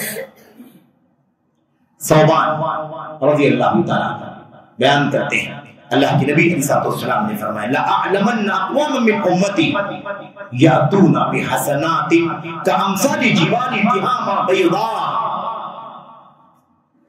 میں اپنی امت کے کچھ لوگوں کو جانتا ہوں. اللہ کے نبی نے کیا فرمایا؟ اپنی امت کے کچھ لوگوں کو جانتا ہوں جو قیامت کے دن تہامہ کی پہاڑیوں کے برابر نیکیاں لے کر کے آئیں گے. تہامہ کی پہاڑیاں وہ کالے کالے پہاڑوں کا پورا کوہستانی سلسلہ ادھر جنوب سعودی عرب اور یمن کے بارڈر کے علاقے میں، جو ادھر گئے ہوں گے دیکھا بھی ہوگا. تو تہامہ کی پہاڑیوں کے برابر نیکیاں لے کر کے آئیں گے. میں ایسے لوگوں کو اچھی طرح سے جانتا ہوں، لیکن ان نیکیوں کو اللہ تبارک و تعالی دھول کے ذرات کی طرح اڑا دے گا. نیکیاں پہاڑوں کی طرح، لیکن اللہ تعالیٰ کے یہاں اس نیکی کی کوئی قیمت نہیں. فَيَجْعَلُهُ اللَّهُ هَبَاءً مَنْثُورًا، اللہ تبارک و تعالیٰ اس کو ریت کے ذرات کی طرح اڑا دے گا، دھول گرد و غبار کی طرح سے اڑا دے گا. کوئی قیمت نہیں، کوئی اس کا حساب نہیں، کوئی وزن نہیں. اچھا، اللہ کے نبی صلی اللہ علیہ وسلم نے یہ بات جب بیان فرمائی تو حضرت ثوبان بیٹھے تھے، اللہ کے نبی کے غلام، آزاد کردہ غلام صحابی. وہ کہنے لگے اللہ کے نبی، ارے کون لوگ ہوں گے، ایسا کون سا گناہ کیا ہوگا ان لوگوں نے کہ پہاڑوں کے برابر نیکیاں، نماز پہاڑوں کے برابر، روزے پہاڑوں کے برابر، صدقہ خیرات، کیا گناہ کیا ہوگا، کیا مسئلہ تھا ان کا، کیا ہوگا کہ یہ ساری نیکیاں اللہ تبارک و تعالیٰ اس گناہ کی وجہ سے کیا کر دے گا، سب اڑا دے گا. اللہ کے نبی کون ہوں گے؟ اللہ کے نبی نے فرمایا انسان ہی ہوں گے، تمہارے جیسے ہوں گے، تمہارے جیسے تم تمہاری زبان بولیں گے، تمہیں لوگوں میں سے ہوں گے، نمازیں پڑھیں گے، روزے رکھیں گے، صدقات زکات دیں گے، راتوں کو وَيَأْخُذُونَ مِنَ اللَّيْلِ مَا تَأْخُذُونَ، راتوں کو اٹھ کے اللہ تبارک و تعالیٰ کی رضا کے لیے تہجد پڑھیں گے. تو ظاہر سی بات ہے بھائی، پہاڑوں کے برابر روزے نماز بنانے کے لیے تو فرض کے علاوہ نفل بہت پڑھنا پڑے گا، تبھی تو اتنی ساری نیکیاں اکٹھا ہوں گی. اللہ کے نبی تب کیا مسئلہ ہو گیا؟ کہا یہ سب تو وہ کرتے رہے ہوں گے، لیکن اذا خلوا بمحارم اللہ انتہکوہا، ان کا جرم یہ ہوگا کہ نیکیاں خوب کرتے تھے، فرائض بھی پڑھتے تھے، نوافل بھی ادا کرتے تھے، لیکن رات کی تنہائی میں جب ہوتے تھے، اکیلے میں جب ہوتے تھے تو سوچتے تھے کہ یہاں کون دیکھ رہا ہے، اور اس کا فائدہ اٹھا کر کے کوئی زناکاری کر لیتا تھا، کوئی شراب بھی پی لیتا تھا، ہے نا. آج کے دور میں کوئی سود لے لیتا تھا، کوئی رشوت لے لیتا تھا، کوئی 2 نمبر 4 نمبر کر لیتا تھا. اللہ کے نبی نے فرمایا اذا خلوا بمحارم اللہ انتہکوہا، جب وہ تنہائی میں اللہ کے محرمات کے ساتھ ہوتے تھے، اللہ کے حرام امور کے ساتھ وہ تنہائی میں انتہکوہا، تو اسے پامال کر دیا کرتے تھے. اس جرم کی سزا یہ ملی کہ اللہ نے ان کی پہاڑوں جیسے نیکیوں کو کیا کر دیا، دھول کی طرح اڑا دیا. تو آپ بتائیے کہ اس تنہائی میں گناہ کرنے کی وجہ سے گناہ کی سزا ملتی، نیکیاں کیوں چلی گئی بھائی؟ نیکیاں کیوں گئی؟ اسی بدعقیدگی کی وجہ سے گئی کہ انہوں نے یہ سمجھا کہ تنہائی میں، اندھیرے میں، اکیلے میں کون دیکھے گا. سمجھ رہے ہیں؟ تو اب اس اکیلے میں کون سی چیز ہم کو بچائے گی حرام سے؟ صرف اور صرف اللہ کا خوف، اللہ کا ڈر روکے گا، اور کوئی چیز کنٹرول نہیں کرے گی.